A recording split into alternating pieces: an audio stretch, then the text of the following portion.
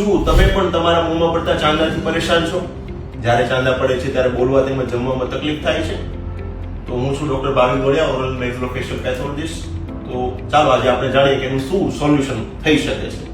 આમ તો મોંમાં અનેક પ્રકારના ચાંદાઓ હોય છે, પણ સમજવા માટે આને મેઇનલી બે પ્રકારમાં આપણે ડિવાઈડ કરી શકીએ. એક તો એવા ચાંદા કે જે મોંમાં 7 થી 14 દિવસથી હોય. એ ચાંદા તમે સામાન્ય ટ્રીટમેન્ટ કે સારવાર લીધા પછી એ સારા થાય છે, ઓર એલ્સ ટ્રીટમેન્ટ લીધા વગર કોઈ જો સારા થાય છે તો જરા બી ચિંતા કરવાની જરૂર નથી. એ સામાન્ય પ્રકારના ચાંદા છે જે તમને પરેશાની નહીં આપે.